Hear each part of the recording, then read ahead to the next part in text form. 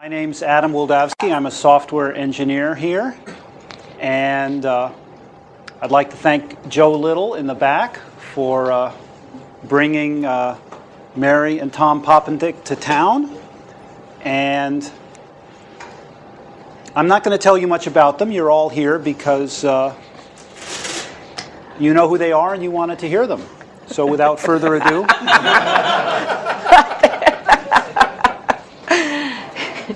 Good evening, everybody. So I'll thank Adam for choosing the topic for tonight.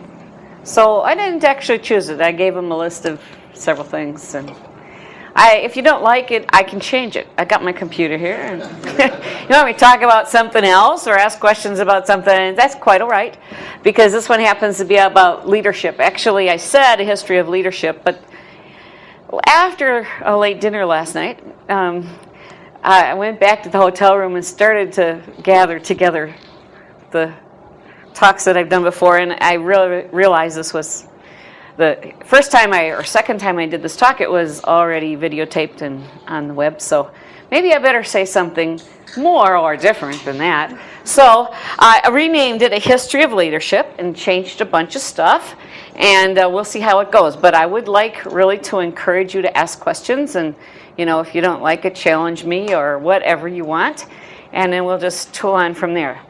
A little bit about my background. I started out life as a programmer, back when programmers were called programmers instead of developers. And programmers did like all sorts of things like understand customers and test their software and work with electrical engineers. And I did process control systems. First I did controls of physics experiments at the University of Wisconsin, and then I did process control systems for 3M. And then I became a manager at a manufacturing plant where we found ourselves in serious competition with Japan and decided we had to do something entirely different we'd been doing before. And we did something that in the early 1980s was called just-in-time, which came to be called lean. And we did change our plant around quite a bit. A little bit more about that later on in the talk. And later on, I went back to corporate headquarters and I did a bunch of product development. So I was an IT manager, I was a developer, and I got into product development. I did lighting systems with ultra-pure plastic, honest. And eventually, in the late 90s, 3M had this really cool buyout offer that I couldn't refuse. So I went off and found myself managing a software project again as a program manager. It was a government project, and it's the very first time I ever heard this thing called waterfall.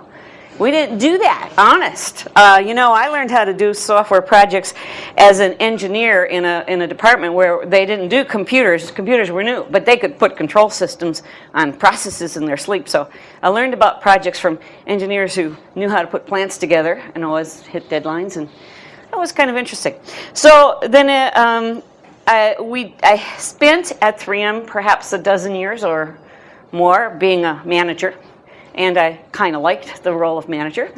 And I got involved in talking about how you can apply lean ideas to software, and I found some people that were in software thinking like really bad things about managers, maybe with good reason, but you didn't like the fact that there was a stereotype that all managers are bad and should disappear. And so I occasionally talk about leadership and what leadership is all about and what it can do when it's done right. So that's what I'd like to talk about today, although it's not going to always be about what leadership is done right, because we're going to start back in 1850, because it's a history. I like history. And on October 5th, 1841, was the first serious train wreck in the U.S. Honest. At least that's what I understand from reading the history. And the interesting thing was that up until this time, there weren't any really big organizations outside of, church and military and some government stuff, but big companies were just starting to exist because transportation was just becoming available, and you could just start amalgamating a bunch of things and creating big companies. And trains used to like go from here to here on a track, and then another train a few days later from here to here on the track. And all of a sudden they started putting a lot of trains on the same track, and one fine day a couple of them ran into each other. And then said, oh, who caused that? So there was a big question about how do you run a large dispersed train or railroad organization in such a way that trains don't crash, because you can't have lots of people sending people down the same track. The answer, after a government investigation and all that sort of stuff, was, guess what? You've seen this hierarchy before. It was an organizational structure that kind of looks just like the pyramid that we all come to wonder about. And the investigation came up with 6 principles of administration. This is sort of the first, this is what management is all about, or this is what managers are supposed to do. First one was there was supposed to be proper division of responsibilities so that people had control over who decided what trains went where. There needed to be sufficient power conferred to enable the people with the responsibilities to carry them out. There had to be a means of knowing whether such responsibilities were faithfully carried out. There had to be great promptness in reporting all derelictions of duty. Got it? And information obtained through a system of daily reports and checks. And adoption of a system to enable the general superintendent to detect errors and immediately point out the delinquent person. So it was all about assigning blame if something went wrong. Because that's what we're trying to do is, if the trains crash, somebody has to be responsible and take the blame. This is from a very interesting book called The Leader's Handbook by Peter Schultes. And if you want to read more interesting stuff about leadership, I think this is the book. And he's actually quoting The Visible Hand, The Management Revolution in American Business by Chandler in 1977. And in that book, Chandler says basically everything there was to know about management was invented by about 1912 or 1915. I think stuff has been learned since then, but that's what he said in 1977. And so the beginning of management in big organizations is all about hierarchy and assigning blame. Now, there were other big organizations, as I said. They were basically military organizations. And there, doing the right thing is a matter of life and death and other things. So let's talk about what happened in 1880s. About this time, guns became more prevalent in war. And it turns out that a general could no longer stand on the top of a hill and orchestrate a battle, because distances were further and guns were, enabled, things got just way more confusing than they used to be. And so, Suzanne, you're going to have to help me. Helmut von Moltke, yes? Did I get that right? She's from Munich, so, she can get me right here. As the chief of general staff in the Prussian army from 1857 to 1888 for 30 years. And he instituted this concept of command intent. He said, in a war when a general can't stand in front and tell everybody what to do, we have to do something different. No plan of operations extends with any degree of certainty beyond the first encounter with the main enemy force. Where have you heard that before? Lots of people are quoted, but that's where it started, von Moltke. And so he had this thing called, now, what's that? Auftragsstatistik. Got it. Auftragsstatistik. Okay, or close anyway, which is mission tactics. And it's all about delegation of decision-making authority to subordinate commanders within the context of the higher command's intent. So instead of telling people what to do, you tell the next level of command what you want done, and let them figure out how to make it happen. And so that's command intent. And he said the heart of mission command is this: the advantage which a commander thinks he can attain through continued personal intervention is largely illusionary. By engaging in it, he assumes a task that really belongs to others, whose effectiveness he thus destroys. He also multiplies his own tasks to a point where he can no longer fulfill the whole of them. So the idea of delegation down, started with people who had to win wars where the rules of engagement had changed.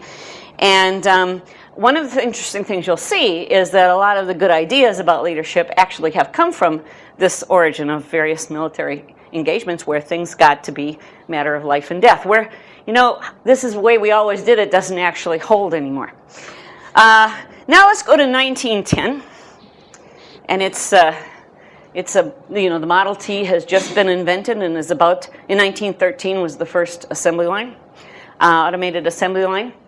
And in 1911, Frederick Winslow Taylor wrote the book, The Principles of Scientific Management. This is not the same as the scientific method, okay? It's totally different. In fact, 180 degrees the opposite. But he had this idea, and you got to picture, it's the U.S., it's the automotive industry or the steel industry. Most of the people that are working there have come from some other country, can't speak English, so certain people think they must be not very smart because they can't speak English, and they have to be told what to do. So there's a lot of, in Frederick Winslow Taylor's writing, sort of condescension to people who actually do work. They're not smart, they have to be told what to do, they're lazy, they will not do the job unless you make sure and keep track of every last thing that they do. So the underlying theme here and the underlying assumption is that workers will do as little as possible, that workers do not care about quality, so if they aren't forced to have quality, it won't happen, and that workers are not smart enough to know the best way to do their job. So you need the smart people, the engineers, to tell the workers exactly how to do their job.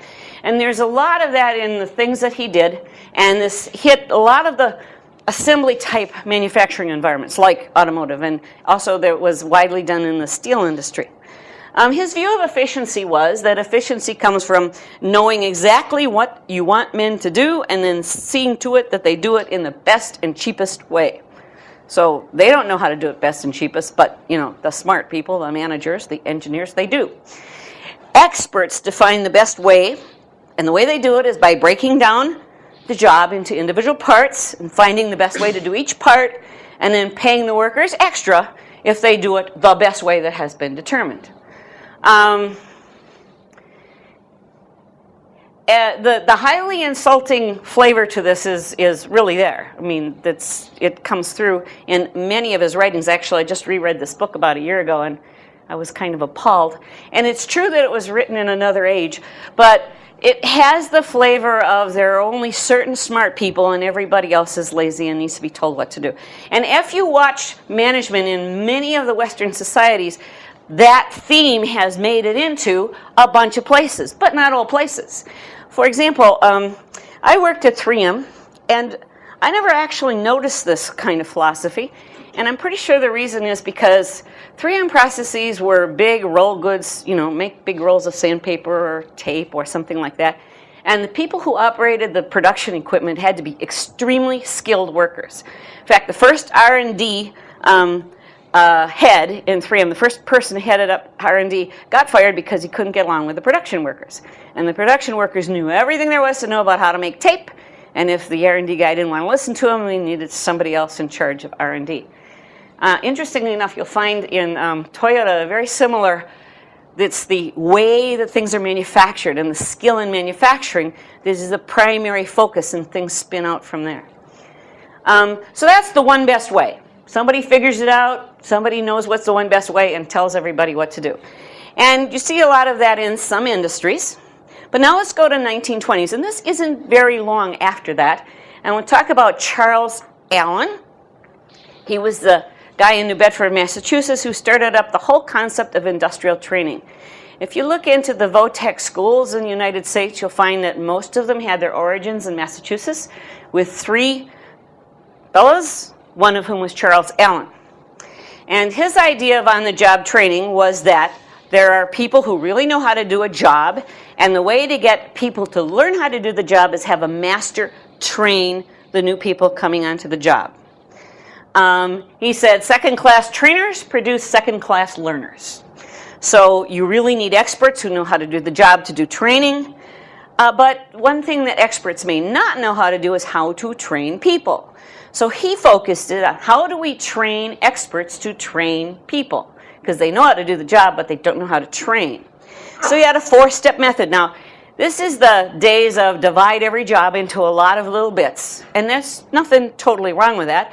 But it wasn't have experts figure it out. It says have that master craftsman divide the job into 4 steps: preparation, presentation, application, and testing, and then train people how to do it. Now we have a war. There's a lot of war that triggers stuff in my story. And this particular war was a war of attrition at sea. Whoever had the most ships at the end was the winner, basically. And so there needed to be a lot of ships built in Massachusetts.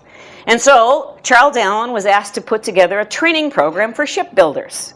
And he put together a training program for shipbuilders by training supervisors how to train people how to build ships. And in 2 years, 88,000 shipbuilders were trained, with 100 supervisors learned how to do training. And at the end of the war, in fact, there were more ships in the U.S. than other side, so I guess it worked. In any case, he wrote this book. It's called The Instructor, the Man, and the Job, a handbook for instructions of industrial and vo-tech subjects. And he wrote the whole concept of training people with on-the-job training. It was very different than the scientific management of the automotive industries. And think about it, a ship is a little bit different than a car. Ships are all sort of one of, much more so than a car is. And so you needed skilled workers that could bring their skills to other areas. And now it's the 1930s, and we're going back to Germany. And we have a concept of, got that? Truppenführer, okay, which is unit command. And this is the German field manual from 1933, 1934. And there's some interesting things in here. You can see the history from von Moltke. It says in section 4, lessons in the art of war cannot be exhaustively compiled in the form of regulations. The principles must be applied in accordance with the situation. Good idea. Simple actions logically carried out will lead to most surely to the objective. The command of an army and its subordinate units requires leaders capable of judgment with clear vision and foresight and the ability to make independent and decisive decisions at all levels of the organization. An officer is in every sense a teacher and a leader. The decisive factor, despite technology and weaponry, is the value of the individual soldier. The battlefield requires soldiers who can think and act independently, who can make calculated, decisive, and daring use of every situation, and who understand that victory depends upon each individual. Okay? So you think perhaps of military as being tell everybody what to do, but the concept of make sure that everybody is able to think for themselves is what really works. So now we go to another war, lots of wars, and this is 1940s, and that is actually IBM Poughkeepsie plant, and the workers there are mostly women because, of course, most of the men are over in Europe or someplace like that, and there's a need for wartime material to be produced.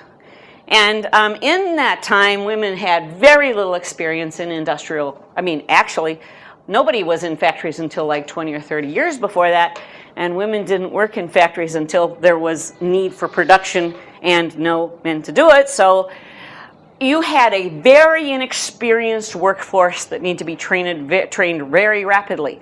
And what did they do? They went and they dusted off that Instructor, the Man, and the Job book that had been written 20 years before by Charles Allen, and they said, ooh, this looks like a good idea. And after a false start, they decided the first thing to do is to train first-line supervisors who should be masters at their job. So you have a few people that know how to do the job. What you got to do is train the supervisors how to train the workers to do the job. And it was divided into 3 parts: job instruction, which is how to train workers, basically break down the job into parts and teach each person how to do each part, how to improve the way work is done, and how to treat workers with respect. Okay, job methods, how to improve. So it wasn't teach people how to do things. It was teach them how to do things and then constantly improve the process, and also teach workers with respect. Now remember, they're making munitions that haven't actually ever been made before. Airplanes, those were kind of new, and things like that. And so they had to figure out how to manufacture them, so they had to constantly improve the process and how to treat workers with respect. Now, this was a very successful training program. In fact, in this quote here, it says, without question, the most successful corporate training program in the history of the United States. About 1.7 million people were certified and trained. At the same time, we had Deming. This is W. Edwards Deming at that time. And what he did was he taught statistical process control, basically to defense contractor engineers and technicians, training over 30,000 people. These two programs were extraordinarily successful in increasing productivity in the United States and in Canada, basically in North America. And however, they were war programs, and when the war was over, they were dropped, pretty much. Except, they were moved to countries that seemed to need them because they didn't have any infrastructure. And these programs were brought to Germany and especially to Japan. And in Japan, they were very interested in these programs. And so both TWNI and SBC went and were taught in Japan in the early 1950s. So for example, here's the materials from training within industry.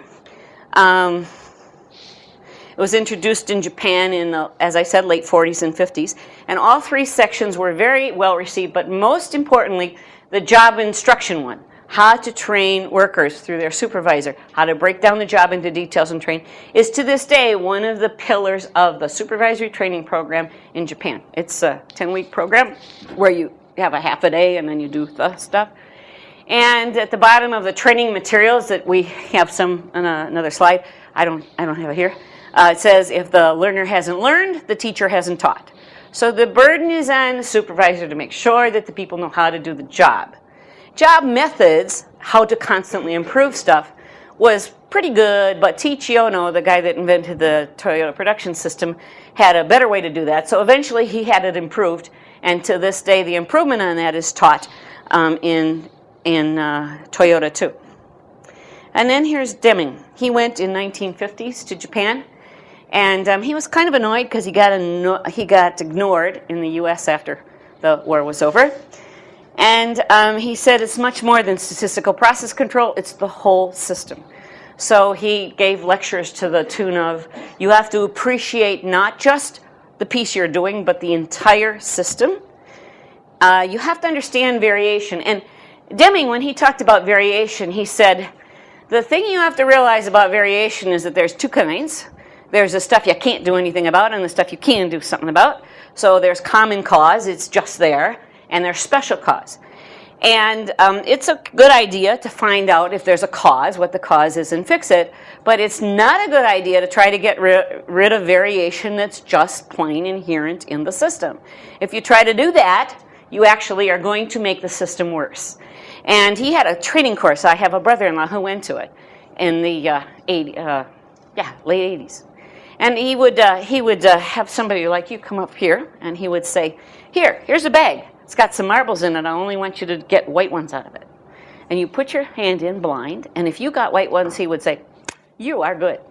And then he'd have you come up, and you would put your hand in, you get a black one, and he would ball you out and tell you, I told you not to pull out any blacks. What don't you understand about that? And then I'll tell you what, try again. Here's some money.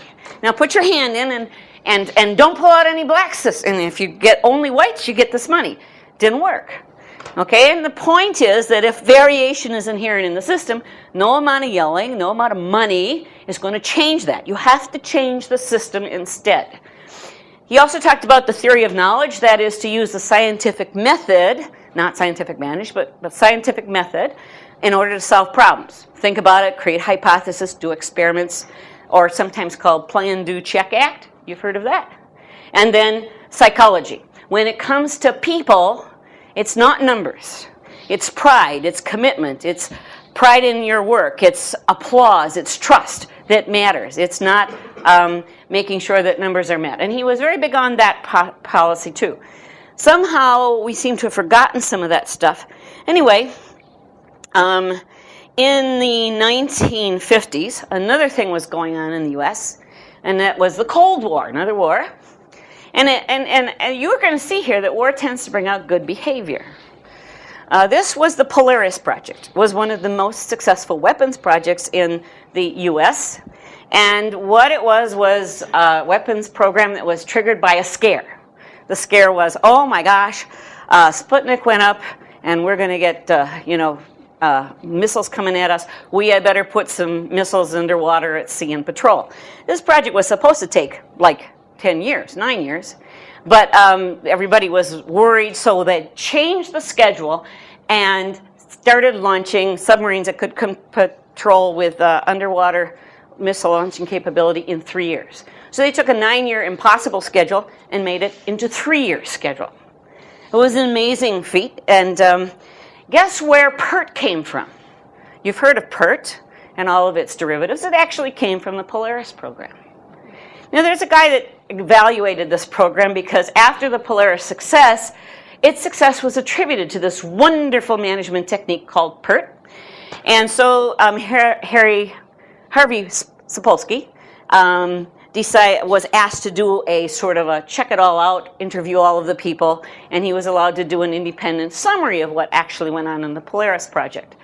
PERT was a management system that Rear Admiral Rayburn thought was just told the whole world, and Congress especially, was the one thing that was going to make this program so much an assured success that they didn't have to worry about it. And really, what Sapolsky says is it was a facade to keep Congress happy. If Congress thought it wasn't people, it was the system that was going to make it work, they would keep funding it. Actually, in practice, it wasn't really used to manage the program day to day, not for the first 4 or 5 years when they launched the submarine. And in fact, the technical officers thought it was unreliable, and the contractors thought it was relatively worthless. However, it became the gold standard against which we decided that we should manage projects after that. Honest. And Sapolsky said, why was the Polaris really successful? Was it really this management tracking system, or was it something else? And he put in there, quality of leadership was first. The technical director, who was Levering Smith, maintained control not only over all of the engineering drawings, but also over the description of success. What an interesting thing. So over the time, every iteration, which was about 18 months to 2 years, he got to define what was success at the end. So he decided when he knew what he could do, well, we're going to define that as success, and then that would be the next goal. And they would meet it because, he knew they could. So he got control over that, and he also had control over all the interfaces. And he focused everybody on nothing but get this thing in the water. In fact, the very first week, 2 weeks, when he got signed, he said, let's see, how can we do this fast? Somebody's building a submarine down there, and I forget where, and it's about half done. He said, tell you what, why don't you take that submarine, cut it in half, stretch it out, I think it was 16 feet, and then put it back together, and we'll figure out how to put missiles in that 16 feet. And he did that like within 2 or 3 weeks after he got started, and yep, to this day, that is the standard length of what a missile submarine carries is 16 feet. Why? Because it seemed like a good number at the time, and he had to have one fast. That was about it. The number of missiles was because he talked to a lot of the submarine captains and talked about what they would be comfortable with. And those decisions were made within the first month. He had a decentralized, competitive organization. They had 10 fundamental technologies they had to invent in a very short time. So what he did was for every technology, every subsystem technology, he had 3 or 4 competing vendors competing to be able to have the honor of putting that in there. Now, imagine the government program doing that today. Kind of interesting. We call that set-based design in hardware design. That is, have multiple options, and when you get to the decision point, you choose the best one, which is what he did. Emphasis on reliability. If there was one thing that Smith was criticized for, it was being too much of a fanatic about testing. Those of you who know Agile, So that was his big criticism. And then Everybody was really engaged in making this happen. Contractors went out and had meals with, government people. That wouldn't be allowed today either, but it was then, and those are the reasons why it was successful. So really good kinds of things that we talk about in lean product development were involved in making this successful. Now we go to the 60s, so we're the next decade, and we have the Toyota production system suddenly coming on the world. It actually had been going since the early 50s. And here's Teiichi Ohno, who was involved in making this thing work inside of Toyota. It's very counterintuitive. It seems okay today, kind of makes sense, but when I was in a manufacturing plant in the early 80s, it did not seem very sensible to us. We thought they were nuts. And so did most of the people in Toyota, and even the people he managed. So, for the longest time, they didn't call it the Toyota production system. They called it the Ohno system, because they figured if it failed, it was his system. Yeah. But he kept getting more and more, responsibility, and as more people reported to him, they kind of had to adopt it. And after a while, I discovered it actually works, as counterintuitive as it is. And so he has a system that's fundamentally about just-in-time flow, which in our plant we thought was nuts, but actually it worked for us too. And stop the line culture. Don't build in anything that has, if you find an error, you stop and fix it. But not only that, if you are building something that might have defects, you need to put in place a mechanism to find the defects the moment they get injected and stop everything and fix them.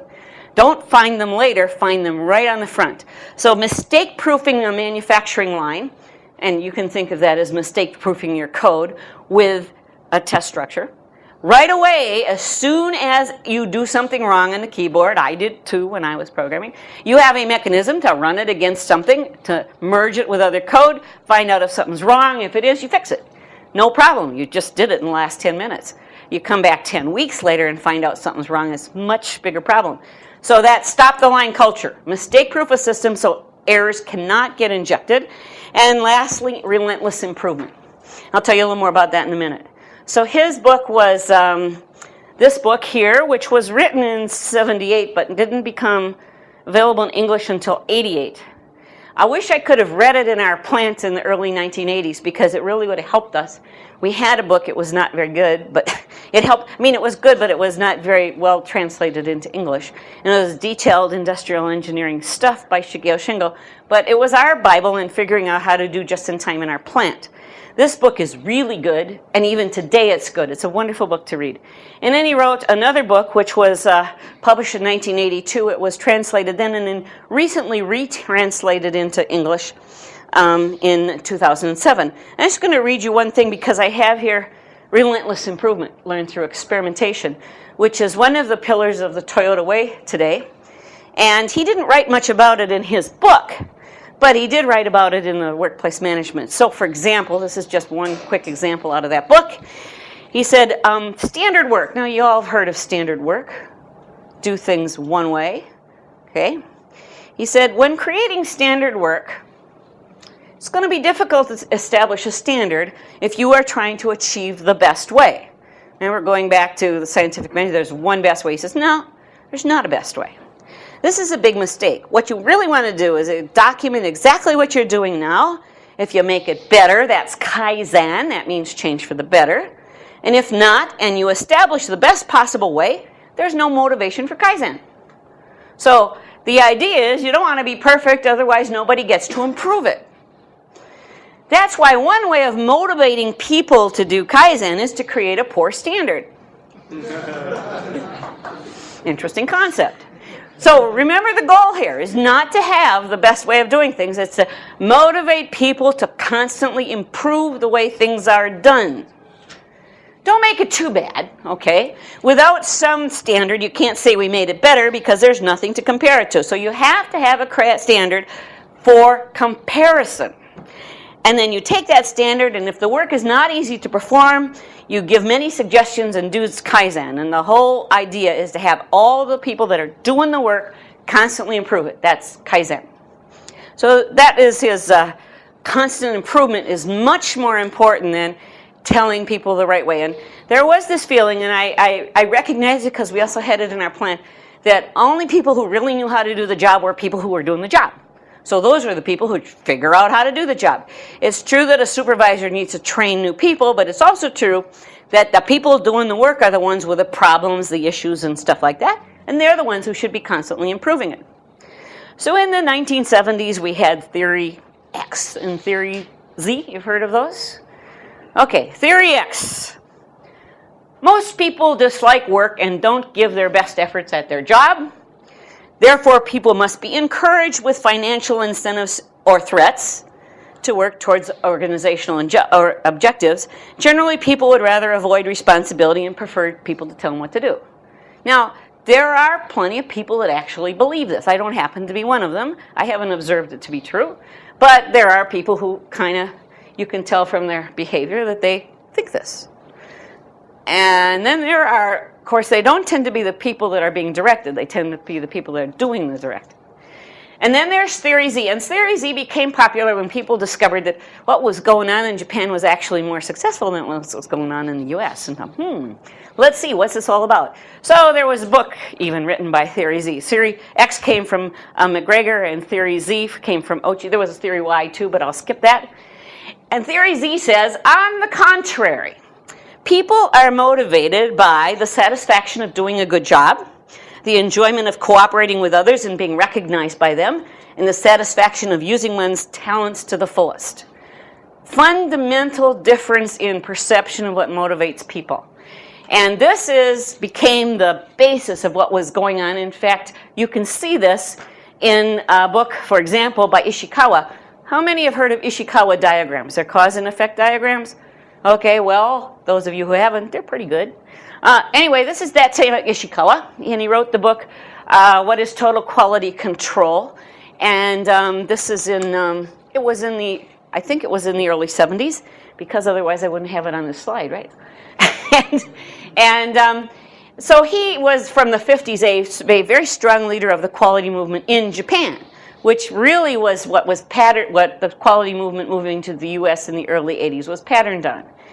And Ishikawa proves in many of his writings that this Theory Z is the fundamental perception of what that whole total quality movement was built on. He said in the book, the fundamental principle of successful management is to allow subordinates to make full use of their ability. Sounds a little bit more like the war manual than the scientific management. Everyone who is connected with the company must be able to feel comfortable and happy with the company and make use of his capabilities to realize his potential. A lot in his writings about people must be able to realize their full potential, and it's management's job to set up the situation so that they can. Top managers and middle managers must be bold enough to delegate as much authority as possible, and that is the way to establish respect for humanity as your management philosophy. Now, this is not a delegation so you can assign blame, back to train wreck management. This is a delegation so people can work to their full potential, and that's Theory Z. So, I have a book on my shelf that I bought in about late 1970s, and it was, I think it was the early part of the 80s, called Theory Z Management, and it was all about how, some people might think this, but this is what actually really works. I was lucky enough to be in a company where Theory Z was kind of the philosophy anyway, so that was very handy. Just about that time, I had been working in process control, and I did a process monitoring system for videotape manufacturing. And my system went into a plant about 60 or 70 miles from where we lived. And they invited me to come out and be the IT manager in the plant. So I'd never been a manager before, and it was a little scary because, I read books that say management's different than being a technical person. And I was a really good technical person. And I had no clue if I'd be any good at a manager, but I thought I'd give it a try. And it was kind of fun, actually. We went to the plant. I went to the plant, and my boss, Dave Dolger, who was the plant manager, said, so, you own responsibility for systems. Now, systems are not just computers. They're anything that makes things work around this place. And I actually spent 4 years taking computers out of the plant. Because we had this thing at that time. Computers had just learned how to do scheduling. And they were used first and foremost to schedule manufacturing plants, this thing called MRP, Material Requirements Planning. So back in those days, there were MRP systems, and they said, if you would just do what the MRP system tells you to do exactly, then your plant will be perfect. And if you're not perfect, then you're just not trying hard enough. Now, our plant at that point packed out for every week, we'd schedule what we wanted to do, and we'd look ahead and about 60% of our weekly plan. We just weren't trying hard enough, right? 60% of plan. And the other problem we had was that our competition started selling video cassettes, which is what we made, for a whole lot less money than we could make them for. So this was really serious. We were doing all the right things according to the book, and they were doing stuff in Japan that was so much better that we thought they were dumping. Nope. They were making stuff better. They were making stuff higher quality than us, and they were getting it over to the U.S. and selling it at less than we could make it for, and they were making money. I'm thinking, whoa, either we got to close this plant or we got to do something like dramatically different. We decided that we didn't believe in this. At first, we didn't believe in this thing called just-in-time, but, the more we studied it, the more we thought, well, it seems to be what's working for them as much as it doesn't make sense. So there was a small just-in-time movement in the U.S. There weren't any real consultants, maybe one or two. There was a little tiny group. This is sort of like Agile Software Development in 1999, right? And so we went and we learned about it and we gave it a try because it was that or close the plant. And what we did was we took a conference table about like this big. We laid out paper. We drew all of our processes on it. And then Gary Esping, the materials control manager, produced a weekly pack out. And then we had coffee cups. And in the coffee cups, we had, as you can see, little sticks. And each coffee cup was a cart of video cassettes, say 1,000 video cassettes stacked in a cart. And that said, this stick here said, this is, T120 black or T120 red. It says, what kind of video cassette, what color, how many minutes, that sort of thing. And so we pretended that those were carts, and then we had some carts ready to pack out. And what we did was we simulated no computer systems. All we did was we had a pack out. We started with some inventory. We started packing out, and when we used one of those cups, we would take the stick and we bring it down to the next process on the table, and we say, okay, process, make that. And then we would simulate having that process make some more of that and see what we would need to do to be able to pack out. So we simulated a pull system, and after a few hours, it kind of worked. So we said, hey, this is cool. But there were 3 of us, and this is a plant with 1,000 people and a lot of complicated processes, all scheduled by my computers. And so we decided we better get the general managers to come in and take a look. And so the next Saturday, the general managers came in to take a look at this, and the 5 of us simulated this. And they said, it might work. Seems like a pretty interesting concept, but we're just managers. We can't make this happen. And remember, there's no IEs around. There's no consultants to help us, so we have to figure this out for ourselves. And so the general manager said we better call in the general supervisors because they could help us. So then 2 weeks later, the general supervisors came in on Saturday, and we spent all day doing this coffee cup simulation and the thing. With these dozen or so people, we were able to do a much more detailed simulation, and it kept locking up after like 24 to 48 hours. And so we changed the rules, we changed all sorts of stuff, went to lunch, had a big break, came back, changed some more rules, and suddenly we got it right. We got the idea of level loading, and we were able to simulate 1 full week of pack out with no lockup. Yes! So we thought, wow, this is pretty cool. So the general supervisor said, yeah, but we can't make this happen. There's a lot of detail work here. We better get the supervisors involved. So then the general managers, general supervisors, the shift supervisors all walked through the simulation on the 3 shifts because we were three shifts a day, 6 days a week. And they all walked through it, and they said, whoa, this is kind of interesting. It might work, actually. But we're just, we're just the bosses around here, and there's a lot of work, so we better show this to all the shift workers. So everybody that was involved, which is like 90% of the plant, went through this simulation. And then the shift supervisors with their teams on their shifts figured out with the opposing shifts how to make it work in their area, how to put the little cards in, what things were going to happen. Because remember, all my computers were going to get turned off one day because we couldn't figure out how to phase it in.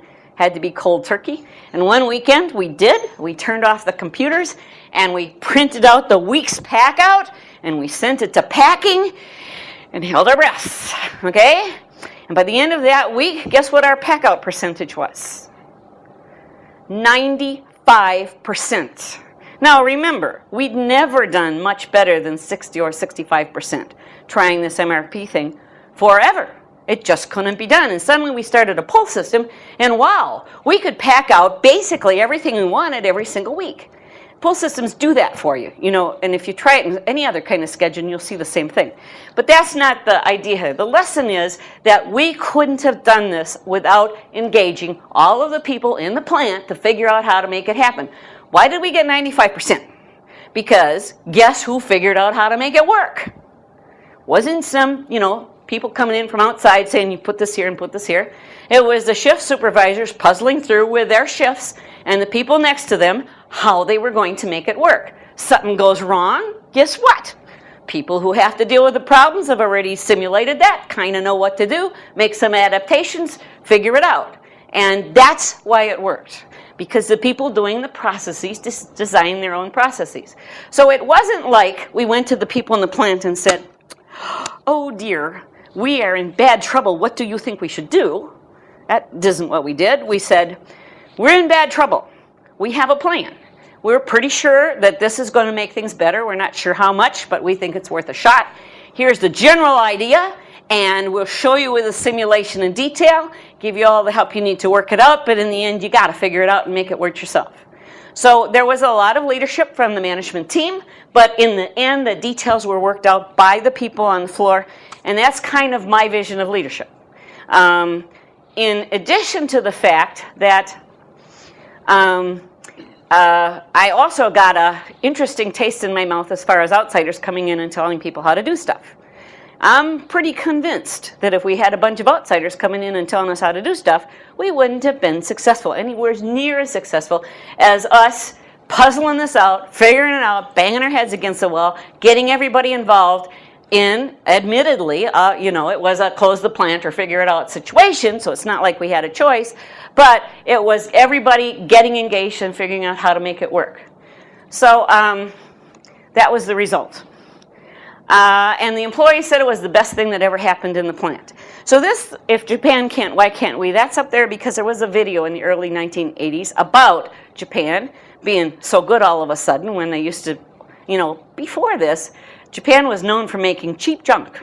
Do anybody remember those days when Japan was cheap junk? Okay. Well, didn't happen at about late 1970s. That kind of changed around.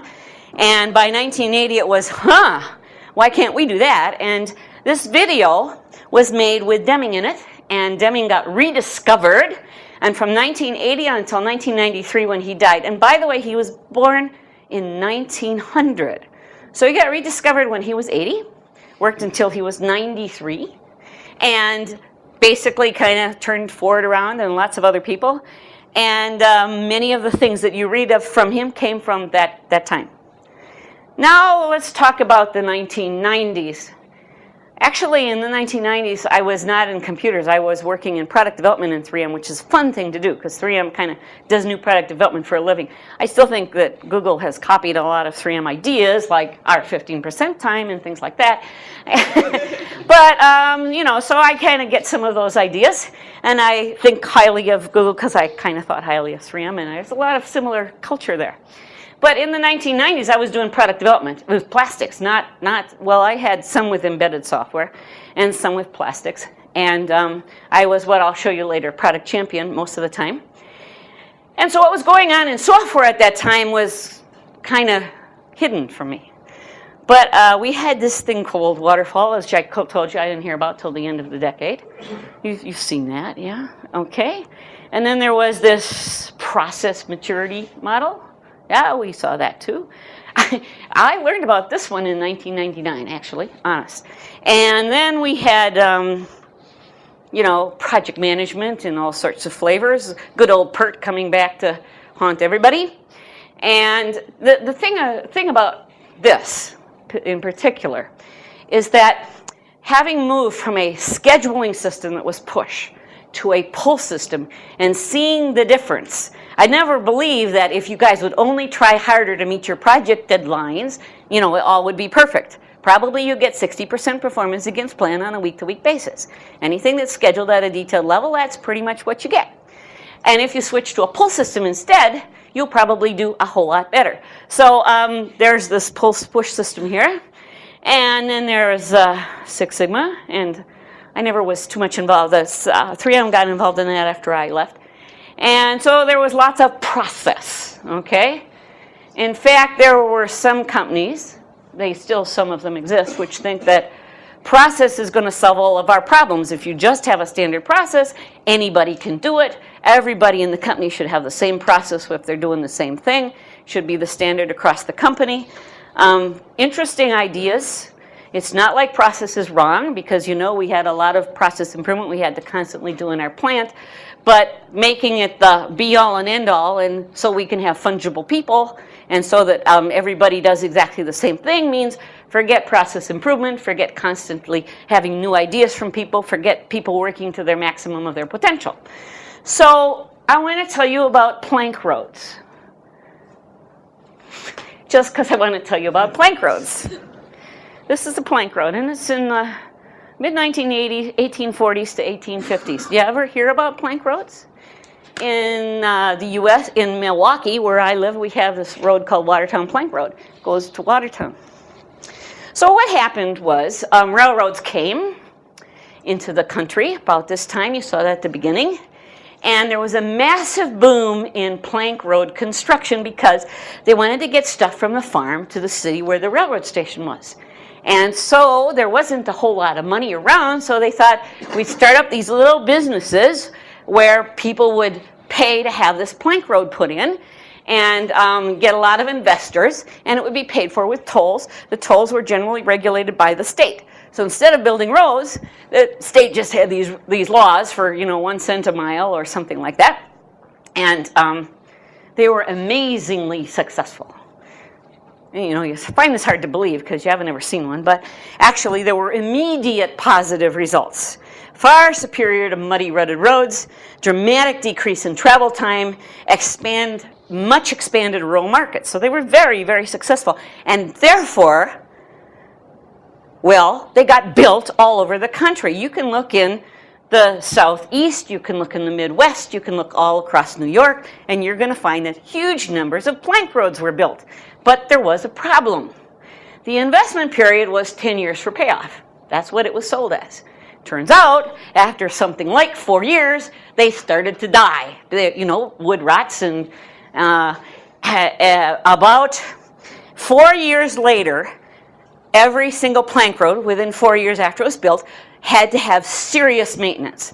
In fact, which was less than half the projected lifespan. And annual costs for maintenance were, for instance, 20 to 30% of the initial cost. And guess what? That money didn't exist. It hadn't even paid back its initial investment. So stuff would rot out, and they would take out the wood and put in gravel. And in the end, all the plank roads ended up becoming gravel roads. But when they were gravel, they were no longer toll roads, and they basically got maintained by the state. So that's the story of plank roads. They were amazingly successful at first, but as Jim Swirsky says in The Wisdom of Crowds, the first plank roads were a huge success. People looking for a solution to the road problem found a ready-made one at hand. As more people built plank roads, their legitimacy became more entrenched, and the desire to consider alternate solutions shrank. It was years before the fundamental weakness of the plank roads, that they didn't last long enough, became obvious. Okay, it's sort of like for every problem there's a solution that is fast, cheap, and wrong, and this is one of those. And so to go back to our process chart, I think for every problem there is a solution that is quick, cheap, and wrong, and heavy processes happen to be in that category in my view. Just a quick, this isn't actually fair, but I thought I wouldn't pick on the software processes. But there is this interesting thing that was reported in Fortune magazine in July. Of 58 large companies that have announced Six Sigma programs, 91% have trailed the S&P ever since. Well, anyway.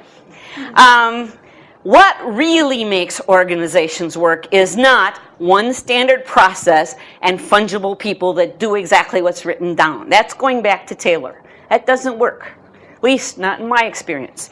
So let's look at organizations that are what I'm going to call high reliability organizations. That is, organizations where mistake is a matter of life and death. For example, firefighters, nuclear power plants, power grid dispatching centers, hospital emergency rooms, air traffic control, aircraft carriers, those kinds of places. Think about an aircraft carrier. I mean, the planes don't have a lot of place to land and a lot of place to take off, and there's huge amounts of potential for accident, and they're going to be fatal if they happen most of the time. High reliability organizations have more than their fair share of unexpected events, and they persistently have less than their fair share of accidents. And they really relate to this because our plant worked in almost exclusively highly explosive chemicals. That's basically what happens in our plants. When I did computer control systems, I had to put my computers in class 1 group D enclosures. Those of you who have been in explosion environments know that that means that no spark, it's got pressure out so that no spark can get, so that no spark from the computer, pressure in so no spark can get out, kind of thing. And so in our plant, actually in all 3M labs, all labs have an explosion wall in case whatever blows up in there, it just will collapse out. It's happened once or twice. We had a plant, we had a fire once, and the plant manager was really pleased. It was in our coating area. Lasted about 15 minutes. He says the first time in the plant that a woman caused the fire, a woman found it, and a woman put it out. and because he was proud of that. But anyway, we had an occasional disaster too. And I was involved in a startup at the Oklahoma City plant where I was doing a startup. I was sitting in the control room, and the project manager was there, and the alarms went off. And I looked at him. He says, they're just testing the alarms today. And then all of a sudden, the guy got up and shot out of the room, and I says, just testing, sure. And they weren't. So I went out, and here's this cloud of smoke. What is it? It's CO2. Now, CO2 sits in all 3M plants by the coater head because if there's a fire, that's what you got to do is suppress it immediately with CO2. But if you're a person and you get suppressed with CO2, you're going to also get suppressed. So this is not a good thing. And this is a startup. Startups are the most dangerous time in any kind of an environment. And here was this huge cloud of CO2. Question is, was the area clear? Now, fortunately for everybody, the plant engineer happened to be at the coater room door when this happened, and he was smart enough and he always knew exactly what to do because he lived in that plant. He cleared the area, and by the time the project manager got down there, the plant engineer had everything under control, knew that the area was clear. But it was scary because, when you get involved in life-critical situations, you have a huge emphasis on safety. In our plant, we had somebody did nothing but make sure everybody understood safety. The common characteristic of these kinds of organizations is mindfulness. This is a very interesting book about these kinds of organizations by,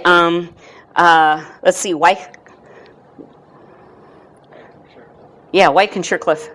And it's called Managing the Unexpected, Assuring High Performance in an Age of Complexity. And what they say is that in these kinds of things, nuclear power plants, aircraft carriers, that sort of thing, mindfulness is the thing that makes things work, is the thing that you have to have throughout the culture of the organization in order to have high reliability. What is that? It's preoccupation with failure, which sounds strange. Why are we preoccupied with failure? Think about it. You have to always expect that something's going to go wrong and always be prepared for it. There's none of this, life is good, just ignore all those little problems. You can't ignore issues. You never ignore issues. You make sure that you're always aware that something unexpected could happen and you're prepared for it, because it can. Anything that can go wrong will eventually go wrong. If you're building something that's going to be in a transaction processing environment someday in your code, and you say, well, that'll happen once in a million or once in 2 million times, you know it's going to happen. Someday it's going to bring some system down, and it's going to cost one whole lot of money if that transaction system gets tied up for an hour or two. A lot more than it would cost you to pay attention to it on the front. Reluctance to simplify. The fact is we live in a complex, unpredictable world, and standard procedures cannot replace thinking people. So you will find, like I went to an airport and it was very interesting. I was watching a driver and he had a luggage cart behind him, and he got out of the luggage cart and he seemed to be totally absent-minded as he walked to the front of the luggage cart, took these 2 triangles that were sitting there, put one by each wheel, and then went off and did whatever. It was so routine, I'm sure he didn't even think, he didn't look like he was thinking about what he was doing. But to him, stopping a car meant chucking the wheels. There was no question. It just was so automatic, it happened. You could see how automatic his reactions were. That's what happens here. You have standard procedures. You must check the wheels, but you also have everybody paying attention to make sure that that happens. Sensitivity to operations. What you really have to do is be attentive to the front line where the work gets done. And it's called in Toyota production system, go to the Gemba. Go where things work. And an aircraft carrier, the head of I don't forget what you call the admiral, will spend time on the deck because that's the only place you can really feel what's happening.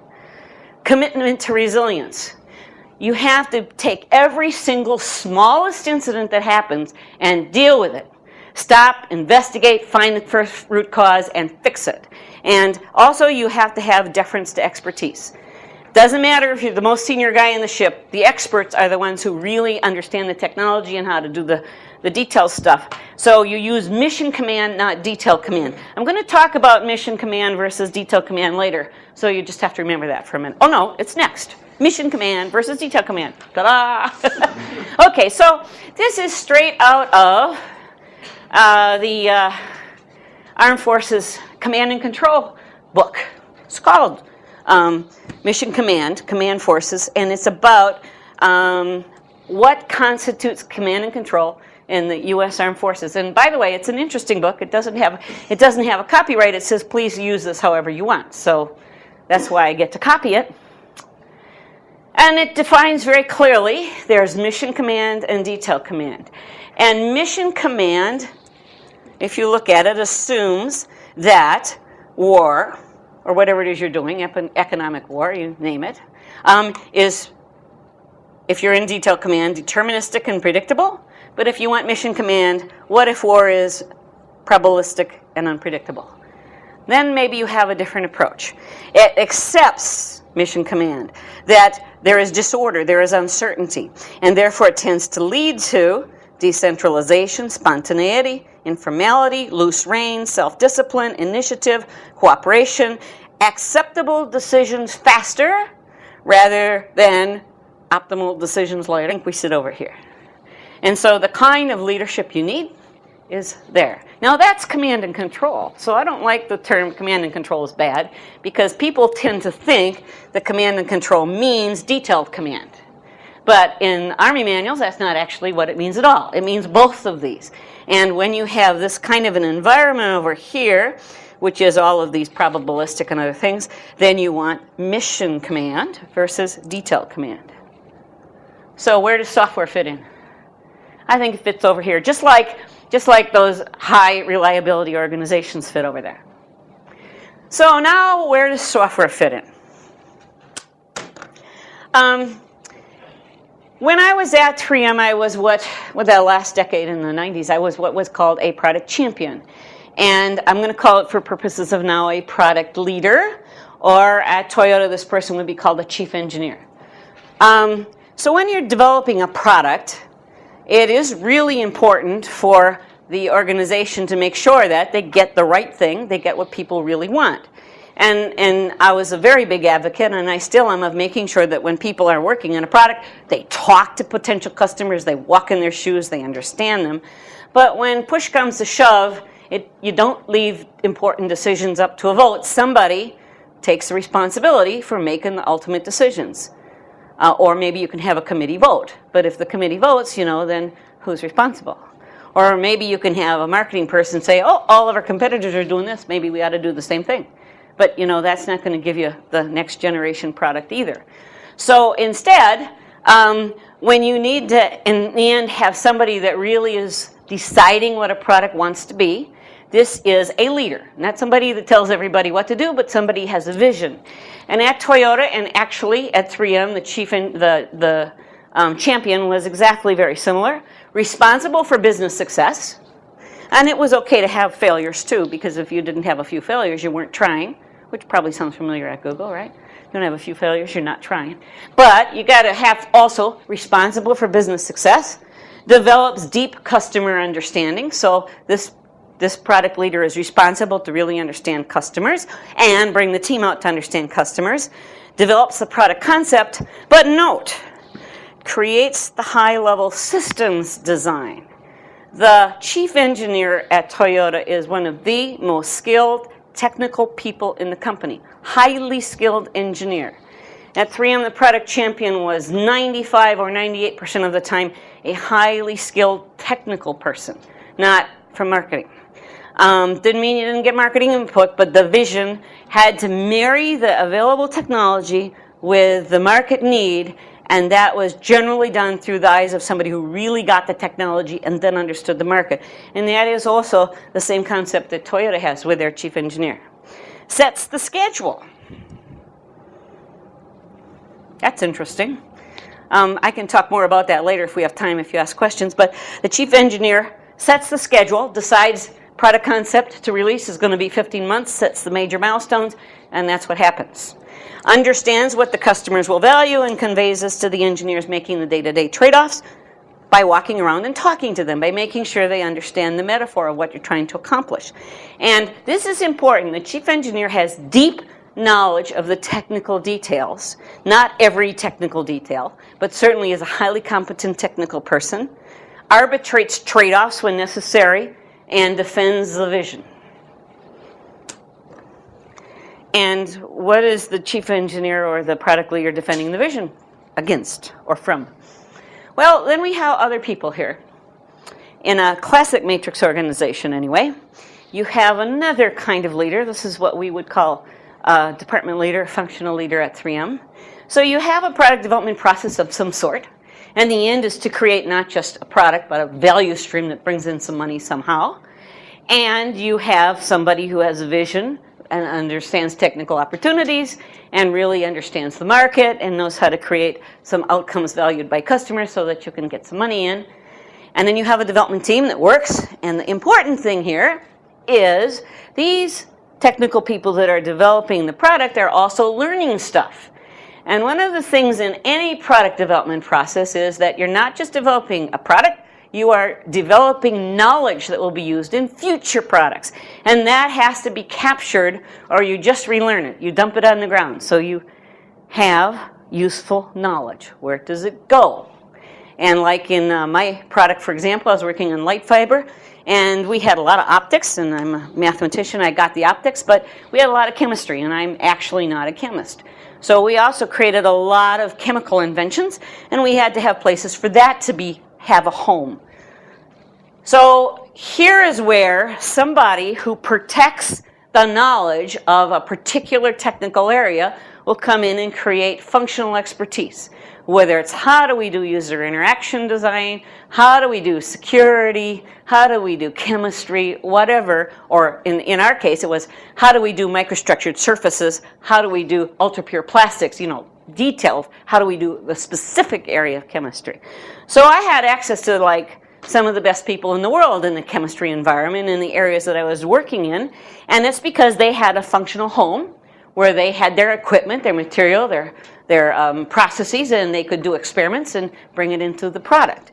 So the product leader and then the functional leaders, and then what happens here is as these functional people with deep knowledge get assigned into teams, they bring good decisions, integration thinking, innovation comes from this deep technical knowledge brought to bear on a new product that people are trying to develop. So that matrix of somebody leading the product and somebody understanding the underlying technologies is where I'm thinking about in product development in general, and certainly even in software development, an idea of leadership. This kind of leadership of the product and leadership of the technical expertise. So I'll look at it this way. When you have a really important, brilliant product, you need to understand, you need to have somebody that really understands the market, that has business responsibility, customer understanding, overall planning anyway, trade-offs. And you need to have technical leadership. You need an architecture. You need some technical guidance on trade-offs and integration and stuff like that. And that's what I call the product leader. Product leader can be 1 or 2 people. If it's 2 people, however, Intuit, for example, always does this with 2 people. They have a brand manager up top, and they're very good at that because their history, they were founded by Steve Cook, who's a brand, Procter & Gamble brand manager graduate. And then they have a technical leader, and these 2 joined at the hip, working closely together, direct the product. So you can do this with 2 or 1, but my observation is brilliant products have both. Some way to understand the market and understand timing, and some way to understand the underlying technical capabilities married in the head of very, 1 or 2 people, which then bring in a technical team. But you need one other kind of thing. Let's go back to the training within industry. Supervisor's job is to act as a teacher, make sure people who are new know how to do things, solve problems, set standards, constantly improve, and make sure that everybody that's there is assigned into jobs and career paths where they can reach their full potential. Somebody that's taking care of people. And so somehow that role and these roles become my vision of the important leadership roles in any development organization, whether it's software or whatever. Now we have some other people we see around. We see process leaders. Okay? And if you have a new process, it doesn't hurt to have process coaches. But over time, that needs to become embedded in the organization and become the job of the supervisor, line manager, as opposed to the other way around. And we have these people that call project leaders, worry about funding and scheduling and tracking. We actually didn't have project management as a valid title in 3M until the mid to late 90s because we had products, but we didn't really have projects, okay? So the idea here is that if you have overall release planning with people able to meet the schedule based on milestones that they meet, then that is something that can be assumed into that job. So, any questions so far? None. I got sort of, go ahead. No, I'm thinking partly about myself and partly about yourself. Where do consultants fit into this leadership role picture? Well, I actually told you that already. Oh, he wants to know where consultants fit into this picture. The ones that disappear, is that how you see it? At 3M, you didn't have consultants unless you needed help. And your goal in life was not to need help. Okay? So, and remember in our plant, I think I mentioned the strong bias against, depending upon consultants. Yes. And so I see consultants as teachers, seeding ideas, and getting people aligned on the same thinking process so that the management team can get their act together and their head together and figure out in detail what it takes to move forward. Okay? So lots of things about ideas, but not going in and solving the company's problems. The company has to solve its own problems. So new ideas, new ways of thinking about things, new ways of thinking about how to align processes. We did have a consultant come into our plant, actually. He was there for a day, looked around the plant, and at the end of the day, he said, you ought to go see the Nabisco factory in Chicago. I mean, we were in, Hutchinson, Minnesota. It's a long ways, but I used to work in Chicago, and I remember the Nabisco factory. He says, they make cookies. What you make isn't much different than cookies. But cookies have to be made and gotten to shelves and sold and in people's house and eaten all in a week. It's really fast. Those food companies, they have this problem solved. You ought to figure out how they do it. That was like golden information. It never occurred to me until that time that there were companies that had been doing this for like decades, this just-in-time thing, and it was entirely possible if you had perishable items. And in fact, if you look at Zara, which does very rapid replenishment of clothing in fashion stores, they treat clothing like perishable food. And they do.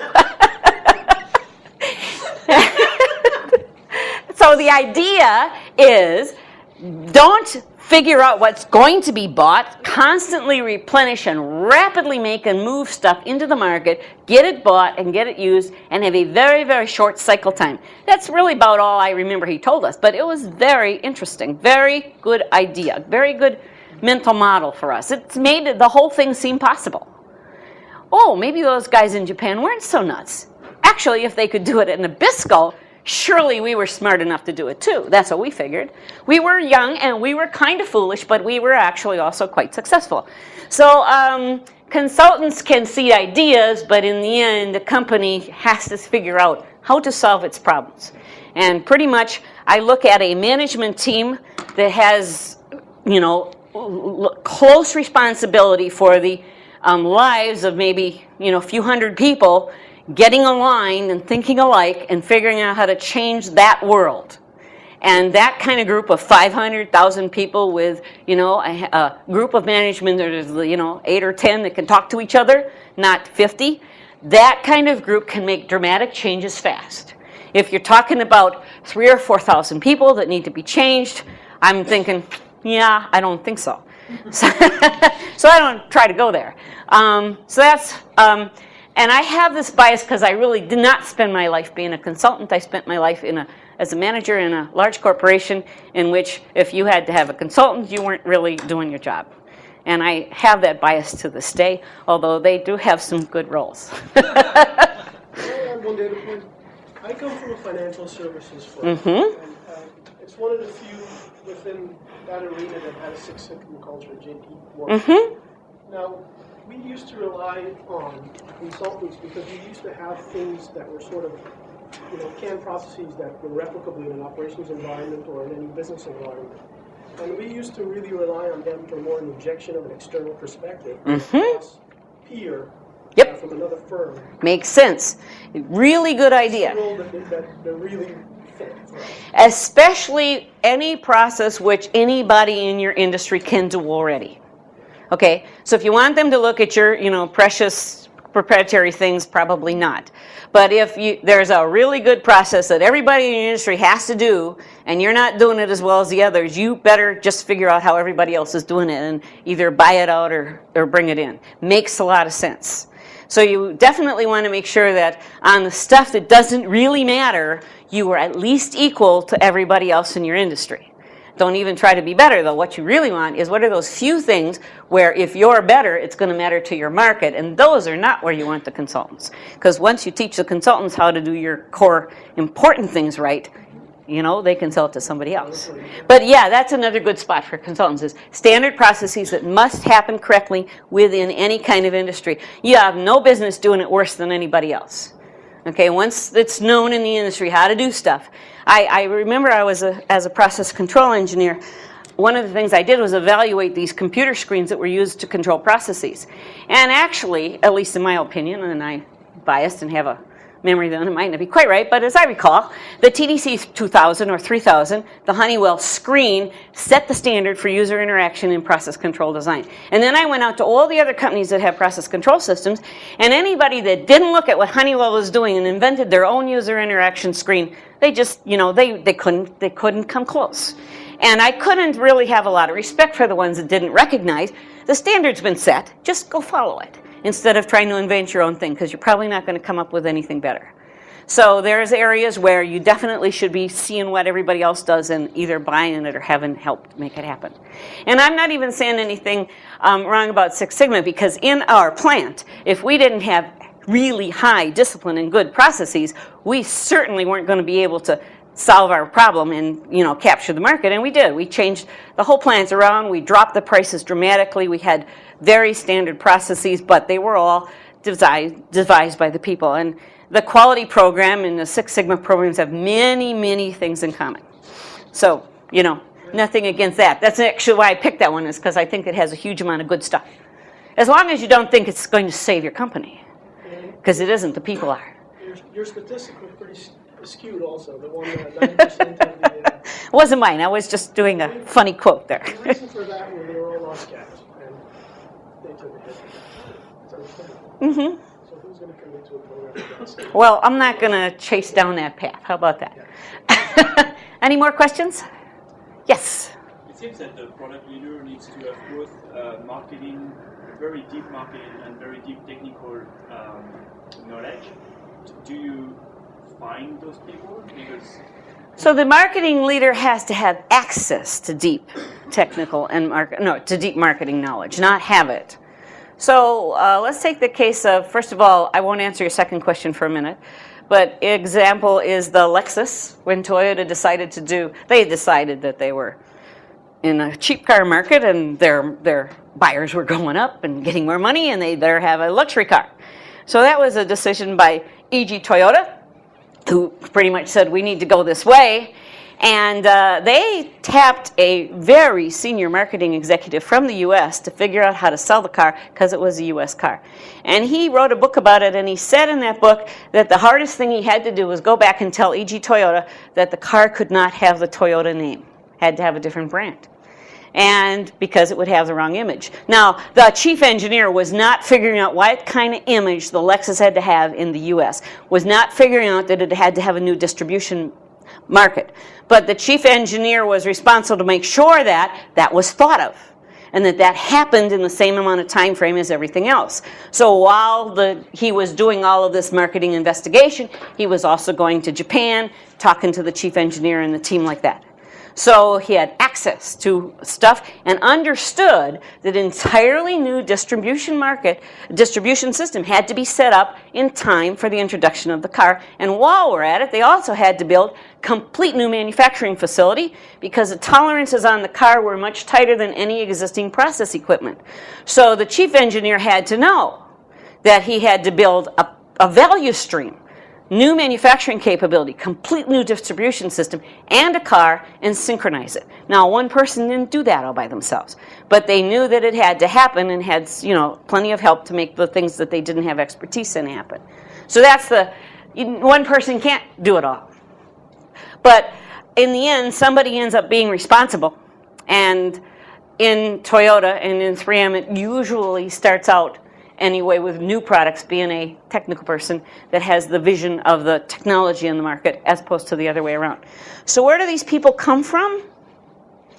Depends on the company. Depends on if your company values them. They tend to actually grow. So in 3M, we actually didn't have a lot of trouble finding product champions, because people loved to be on these teams. It was the best job in the company. Everybody aspired to be a product champion. You could watch them. I worked for Roger Apeldoorn. He invented the overhead projector, and he brought into the company billions of dollars of microstructured surface business. It was an amazing guy. And, just to work for him was amazing, and he taught me a lot, and I tried to pass it on to other people. You don't have a few to seed, and you don't respect the job, you won't have the people. But it's actually a really fun job, and when it's there, people will find their way into it that are good. We had a talk 2 weeks ago at the Lean Product and Process Development Conference in Denver, and this was a talk by somebody from the GE Medical Imaging System. And he was talking about how they decided they were going to have product managers wing-to-wing responsibility for a product, and they had no people like that. So they did their best shot of assigning them, and then they created training, lots of help, a product leader council so they could get together and help each other out, plenty of guidance, but they first decided they really had to have this wing-to-wing ownership responsibility. So it's not people happen by magic, but you can, if you decide this is important, find and grow the people to make it happen. But you have to respect and honor them. It has to be the best, what I think, best job in the company. More questions? Yeah. You may have answered this already. If you needed more, I may elaborate it on for me, but in my organization and some of the organizations that I've seen, the IT development group as a service, right, to the business. So they don't necessarily have all the business knowledge. So usually a quote-unquote representative from a particular business function or business unit comes in and is potentially this market leader that you're mentioning, right? Where I see the technical leaders. Nope.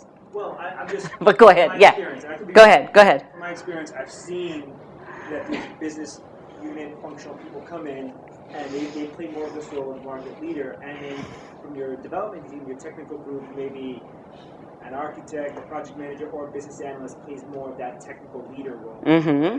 So when you start saying that you have a product leader here and this is the best job that's out there, do you see it mostly as that those individuals from the IT services that are playing more of the product leader role, or do you see it more as those business representatives of the business units coming in and playing more of that market leader role? So IT is an interesting situation because it's a service organization into an organization that then provides products into the market. So you're like a layer removed from where the money is. And I've seen some interesting stuff from McKinsey about how the best way to run in a situation like that is to create a product manager role inside of IT and not believe everything that the business does, but actually help them to figure out what they really need in order to be profitable in order to get productivity out of your services. Because if you just do everything they say and it's one person, what if they get it wrong? And how are you walking in their shoes and really understanding how it works? And so if one model is to be actually a product company and sell your products into the rest of the company. There are other models too. But it's a struggle in that particular situation to figure out where the real ownership is, because you are one level removed from where the real value is. And you need to get close to the value in order to have the vision of what you're trying to do. I'm actually at McKinsey. You remember that report? It's about banks, for example, in Spain and in Europe, and it's about 3 or 4 years old. And if you check it out or give me an email, I can probably send you the reference. So if you're at McKinsey, send me an email. Any more? So I'll just wrap up with my last story, and that is a story about a philosopher in Italy that was strolling through a quarry some decades ago, and he went up to some stone cutters and he says, "So what are you building?" I mean, philosophers do crazy things. So the first thing he said was to the first fellow he ran into, "So what are you doing?" And he said, "What do you think I'm doing? What does it look like? I'm cutting stones. I don't like this job. I hate it. I have to do it because I can't get any other job, and it's really hot dirt. Go away. I don't want to talk to you." Whew. Okay. So, being a intrepid philosopher, he goes on to the next fellow and he says, "What are you doing?" And he says, "I'm earning a living. I'm putting food on the table, house over my family. I'm earning a living." And, actually, that wasn't such a bad response. He felt a little bit better. But, you got to always check out 3 different sources. That's my theory, too. You can't read one book on anything. You can't talk to one person, everything. You got to check out 3. So he goes to the third person, and he says, "So what are you doing?" And he said, "I'm building a cathedral." This is a book by Ricardo Semler, which is called Maverick, and he also wrote The 7-Day Weekend, and it's about a company in Brazil that he took it over at a very young age, and he first ran it sort of like a digital company, almost killed himself, and then he said, "Something's wrong here." And he got a brilliant personnel manager, and he said, "What I really want is cathedral builders." So he took this parable and he said, "I want cathedral builders. What does it take to have cathedral builders?" And he kind of changed the whole philosophy of the company around, I got to figure out what it takes to have every single person in my company be a cathedral builder. So there's a lot in these books, they're pretty radical actually, about how he has a very large engineering organization with pretty much no rules, and it works. But he's trying to create an environment where what Ishikawa says, everybody reaches their full potential. They build cathedrals. So what you're trying to do, this is what I remember from my experience in the plant and from other times that I was working in. I had this beaten into my head. The idea is to move responsibility and decision making to the lowest possible level. That's what you do when you're a leader. You don't make the decisions. You do the same thing that they figured out in the art of war in, the 1870s and 1930s. It's the individual who counts, and it's the leader who makes that individual feel valuable and take initiative. That's the good leader. So if you have people, how do you know whether you have stonecutters or cathedral builders? So I have a test, and you can all take this test. So say somebody shows up at your company in the morning, and they get annoyed by their job. Something in their job makes them annoyed. I mean, it could happen to you, right? Ever been annoyed by something? Okay. So let's just pretend that happens. Now, the question is, what would you expect them to do? Would they complain? Would they ignore it? Or would they fix it? If you pretty much expect everybody to complain, and you have cathedral stonecutters, and if they ignore it, you have people who are earning a living. And if you basically have the stuff in place that people are expected to fix the stuff that annoys them, then you have cathedral builders. So this concept of relentless improvement means the structures are in place, the management encouragement is in place, the leadership is in place, so that when people are annoyed by something in their job, their boss's job is to help them fix it.